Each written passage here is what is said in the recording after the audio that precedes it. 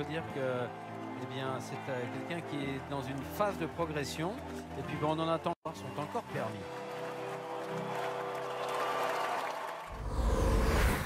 Et le beau sourire hein, de Mounir Souali. Ah, c'est le bonheur total. Hein. Exactement. Voilà un autre boxeur qu'on aime bien. À gauche, c'est Yacine Chtatou. Ça fait plusieurs fois qu'on le voit, qu'on le suit, Jean-Paul. Et face à lui, donc Saber Charny du club Miaoui. Alors, Yacine, hein, on l'aime bien parce que c'est un boxeur généreux. Et ce qu'on aime bien aussi, c'est cet arbitre extraordinaire, Augustin Kambala. Vous avez vu, il lance le combat, il a le sourire. C'est un homme extraordinaire. Ouais. Et il apporte une joie, une bonne humeur autour des rings. Et quand il est dans le ring, il garde le sourire, mais il est extrêmement sérieux, il fait bien son boulot. Ah oui. Voilà, félicitations, Augustin Kambala. Allez, retour au combat, donc avec effectivement Yacine Chtatou, qui nous a montré de belles choses hein, depuis le départ de la saison. C'est pour ça qu'on en parle. Voilà, exactement. Lui qui est éducateur, voilà, il sait aussi ce que c'est que s'impliquer pour former les autres.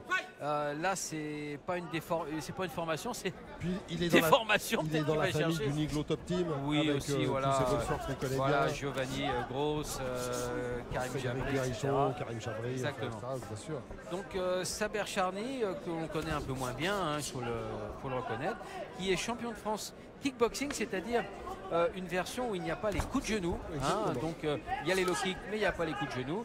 Voilà, on va voir comment il s'adapte aux règles K1.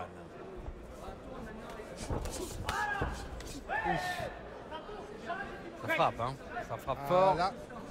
D'un seul coup, par rapport au combat d'avant, qui était sur le débit, les bruits sont différents. Le curseur puissance a été poussé vers le haut. Là.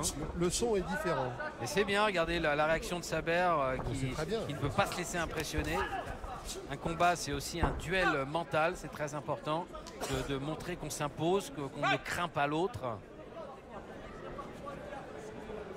Oui, et puis surtout, il le fait très intelligemment parce que, en tout cas, sur ce début de combat, Saber Charny, on le voit de temps en temps reculer, se mettre à distance. Il a quelques fulgurances par moment. C'est lui qui va chercher Yacine Chtatou, alors qu'il le connaît forcément, hein, précédé un peu de sa réputation, Yacine.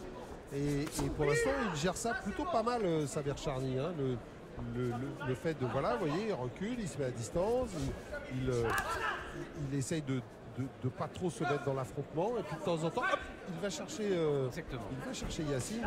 Quant à Yacine, lui on le connaît, on sait comment il est, c'est un peu la marche en avant perpétuelle. Oui, d'autant plus que Yacine Chtatou, c'est quand même quelqu'un d'assez étonnant. Alors c'est déjà un combattant très éclectique, puisqu'il a fait beaucoup de styles d'arts martiaux avant de passer au pugilat. Hein. Il a fait du kung-fu, c'est son art martial de début. Il a fait beaucoup de sanda, alors c'est cette version sur ring du kung-fu, où on a le droit également de saisir et de projeter, même si le combat se déroule avec des gants classiques de boxe. Par contre, on ne peut pas continuer au sol comme en pancrace ou au MMA, parce qu'on n'a pas des gants avec des mitaines, voilà, avec les doigts libres. Mais bon, c'est un garçon très expérimenté, qui a un parcours riche, non seulement de victoires, mais aussi d'expériences différentes dans les rings. Donc il a une faculté d'adaptation face à des adversaires que peu de combattants peuvent revendiquer. Là, il ne faut pas qu'il t'endorme. Il va t'endormir. Il est en train de t'endormir et il attend, il veut juste accélérer. Je l'avais dit, c'est un mec qui attend et te surprend sur des accélérations. Doucement. Il te surprend sur des accélérations. Et il fonce sur ses points, il a un genou. Là, tu es en train de déstabiliser sur les low kicks. On est dans le coin de Saber Charny, hein, Jean-Paul. Exactement. On a bien pris la mesure de Yacine Chtatou. Et on sait que c'est un sacré écueil à passer quand même. Hein.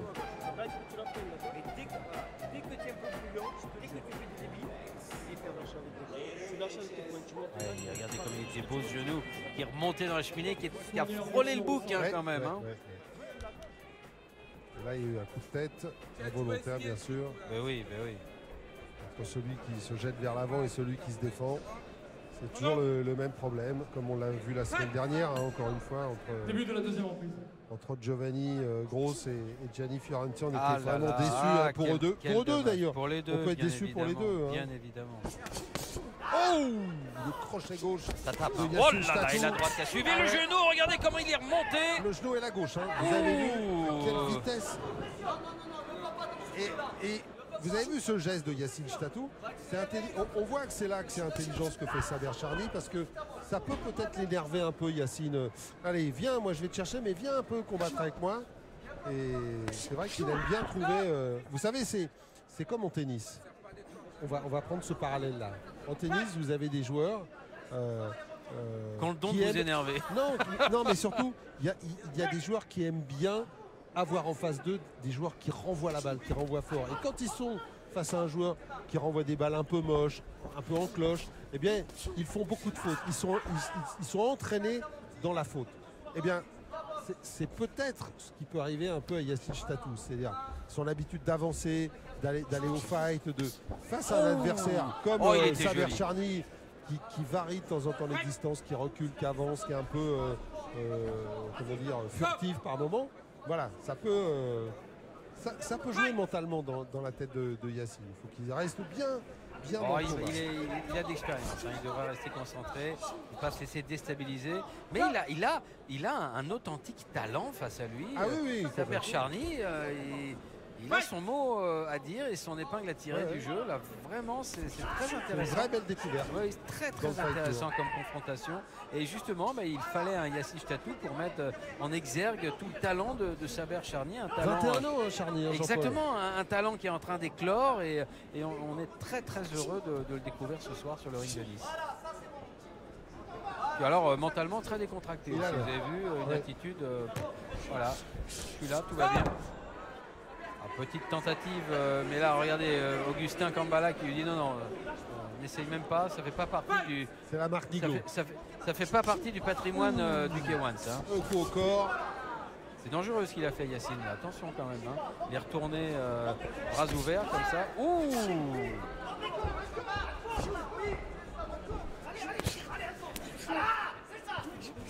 Oh le gauche en sortie de corps à corps. Oh! Ah on lâche les chevaux là quand même. Hein.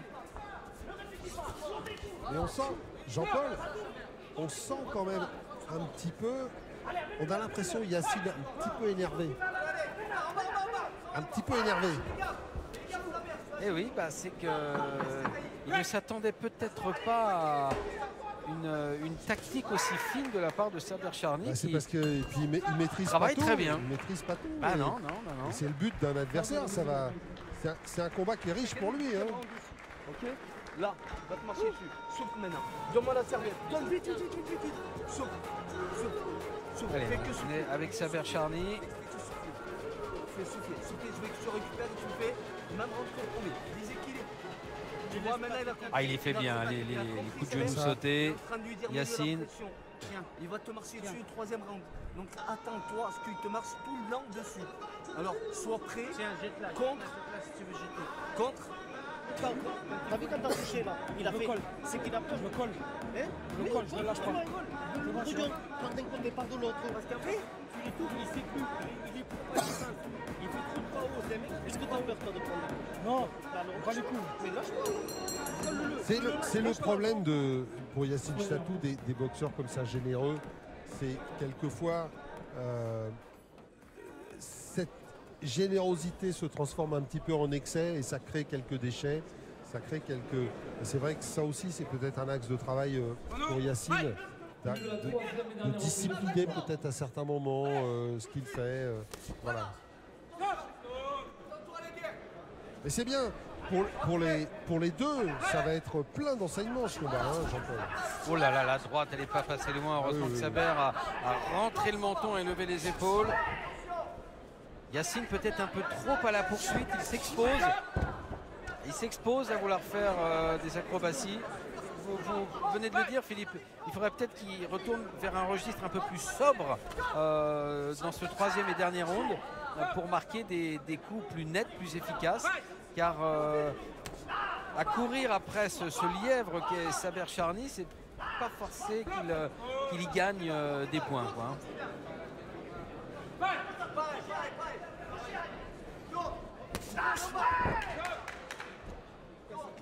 Et la gauche, le high kick.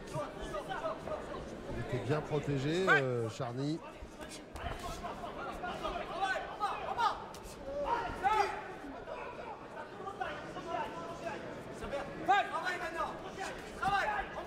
Mais Charny, il est quand même impressionnant parce que il dégage une impression de briscard un peu. Mais oui, c'est incroyable. Il ne semble pas du tout impressionné par Yacine Chtatou, pas du tout débordé non plus par les attaques un peu suicides parfois hein, de Yacine. Donc gros mental là, du côté de Saber, c'est vraiment ce que l'on peut relever tout de suite. Peut-être, non, pas d'auto-arbitrage, hein, prévient Augustin Kambala.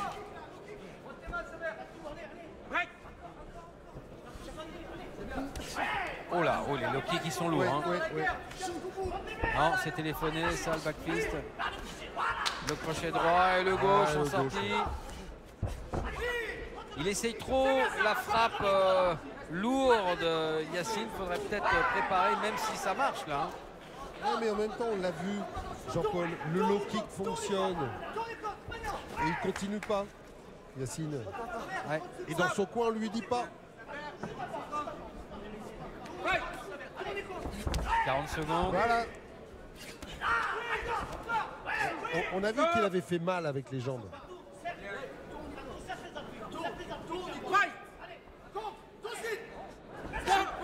Moins de 30 secondes. Allez, il faut vraiment essayer de se départager. Le kick pour Saber.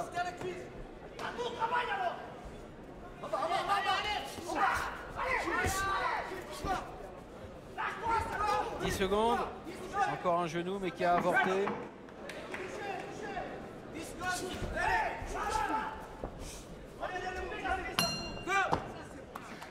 Eh bien, Philippe, ce combat se termine avec, à mon sens, un petit goût d'amertume. Il y a une belle découverte. Hein, Saber Charny, c'est vrai qu'on le connaît moins bien que Yacine Chtatou. Il est plus jeune, c'est normal. Yacine Chtatou, on a l'impression qu'il a un petit peu couru après le vent. Et qu'il aurait dû changer de tactique dès le second round, voyant que ça ne fonctionnait pas. Il s'est un petit peu entêté à continuer à chercher des frappes très lourdes et puis des techniques acrobatiques qui n'ont rien donné. Alors est-ce que finalement ça va lui porter préjudice? On va le savoir avec le verdict.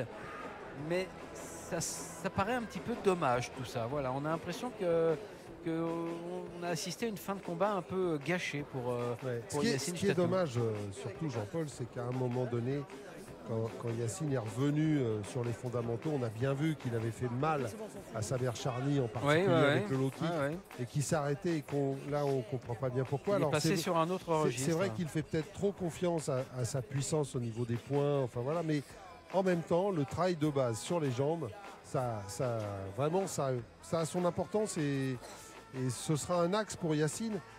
Je pense qu'en revisionnant ce combat, ce sera un combat plein d'enseignements. La plus belle victoire, Philippe, c'est que les deux viennent de se sourire, se saluer cordialement. Et ça, c'est toujours très bien. Allez. Le coin rouge, Yacine Chtatou. Yacine Chtatou Il ne doit pas y avoir beaucoup. Je vais le retrouver, mais il ne doit pas y avoir beaucoup, Jean-Paul. Il a la récompense de la puissance délivrée. Et on finit avec le sourire éternel d'Augustin Kambala. Mais vous voyez, même Saber Charny est très très bon perdant. Quel fair play. Allez, on retrouve Yacine Chtatou au micro de Philippe. Bravo aux deux en tous les cas. Vous avez eu fort à faire, hein, Yacine, ce soir face à ce boxeur que finalement nous on ne connaît pas très bien. Ouais, c'était un guerrier. Il a bien su me gêner dans ma boxe.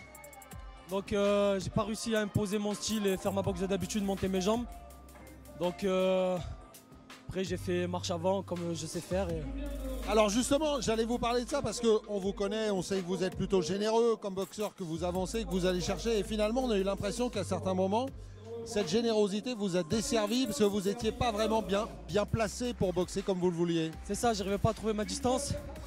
Donc à la première reprise, j'ai eu beaucoup de mal et je me suis un peu réveillé à la fin de la deuxième. Je pense que c'est ce qui m'a sauvé pour ce combat. Enfin, c'est un très très bon adversaire que je ne connaissais pas non plus.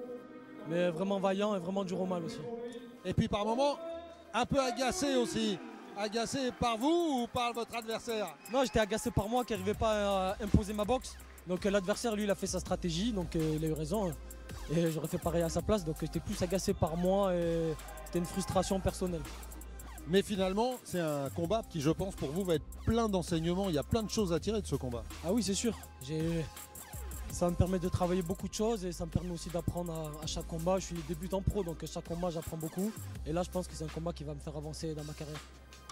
Bravo. La prochaine fois, c'est quand? C'est le 16 mars à Orange, au Power Trophy. Donc voilà. Bonne soirée, en tout cas, bravo. Merci, toi aussi. Eh bien, un petit tour du côté du kickboxing. Donc, on l'évoquait tout